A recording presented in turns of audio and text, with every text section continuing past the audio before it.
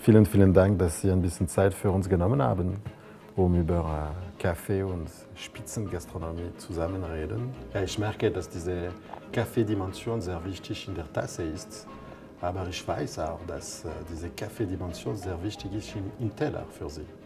Kaffee ist für mich wichtig, weil es schmeckt ja auch und es ist was Schönes, und gerade weil es so schmeckt und auch so viele verschiedene Aromen je nach Kaffeesorte beinhaltet, ist es für mich auch ganz wichtig, den in der Küche als eine Art Zutat zu verwenden, um Gerichte zu kreieren, um etwas Neues zu schaffen, weil es einfach es ist wie ein Gewürz und mit nur vielen verschiedenen Nuancen.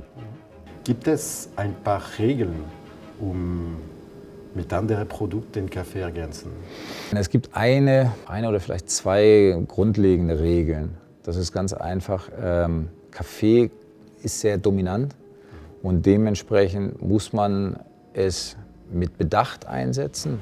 Man darf es nicht übertreiben, sonst ist der Kaffee einfach zu sehr im Vordergrund. Wenn man in die salzige Note geht, also sprich, lass es eine Vorspeise sein, Zwischengänge oder Hauptgänge, muss man doch ein bisschen schauen, dass die Aromen andere Aromen nicht überlagern. Also es muss ein gemeinsames Spiel sein vom Kaffee und vom Rest. Und das Zweite, was ich sagen würde, wo ich immer sehr vorsichtig bin, ist, sobald ich etwas mit relativ viel Säure verwende, da ist die Harmonie dann doch sehr schwer zu finden. Also da muss man auch ein bisschen vorsichtig sein. Man darf nicht einfach blind drauf losgehen, man muss mit Gefühl dran gehen, und dann kommt aber auch ein wunderbares Ergebnis dabei raus.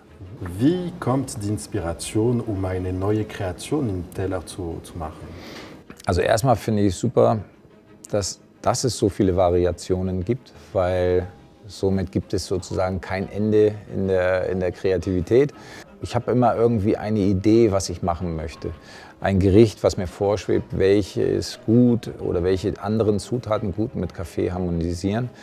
Und da suche ich dann den passenden Kaffee dazu. Ja, es macht einfach Spaß. Also manchmal ist es auch andersrum. Man hat einen Kaffee und auf einmal fallen einem Zutaten dazu ein. Das ist ganz lustig. Das ist das Schöne, es gibt immer was Neues zu entdecken, und wo die Inspiration nachher herkommt, weiß man immer nicht, aber dann ist sie da und dann wird es umgesetzt. Und wie reagieren die Gäste, wenn sie probieren etwas oder ein Rezept mit Kaffee? Ich glaube, anfangs, oder vom Gefühl her war es wirklich so, anfangs war es ein bisschen skeptisch, waren die Gäste dem gegenüber, beziehungsweise zum Dessert war es irgendwie schon immer. Seitdem ich klein bin, seitdem ich Koch gelernt habe, war Kaffee und Dessert, irgendwo gab es das immer. Das war nichts Neues. Aber als ich dann auch damit angefangen habe, das dann bei Vorspeisen zu verarbeiten, und gerne beim Hauptgang irgendwie, da haben natürlich schon manche Leute gesagt, was macht er da? Aber am Ende war es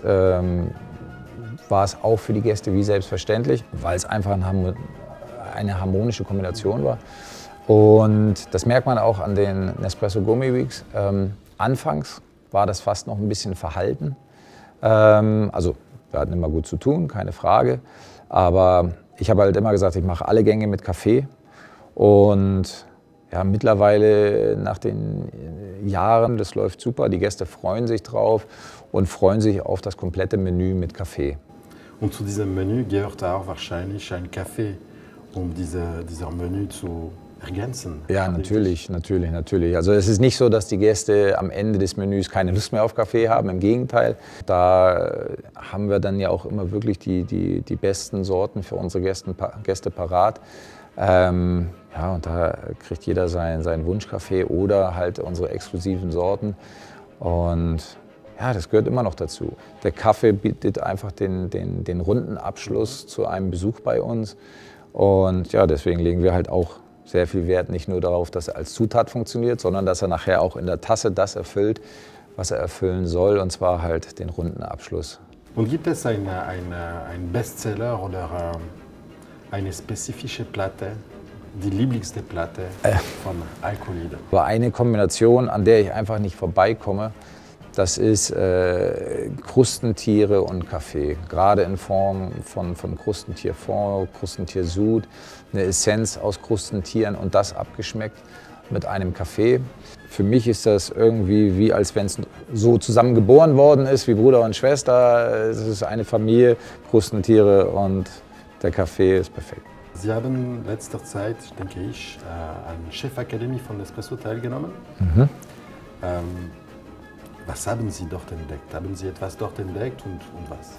Dort habe ich gesehen, welche Arbeit dahinter steckt und dann halt wirklich von der rohen Kaffeebohne bis zu dem, was am Ende dabei rauskommt, wie viel Etappen, Handgriffe, wie viele Prozesse dafür nötig sind und was es für ein weites Spektrum auch gibt. Also geht man in die Richtung, kommt ein ganz anderes Ergebnis dabei raus. Also es war wunderbar zu sehen und unheimlich interessant vor allen Dingen, was alles im Grunde an Arbeit und Machen und Tun und vor allen Dingen Wissen, Können und Geschmack von den Profis da drin steckt, was am Ende nachher in der Tasse landet. Ja.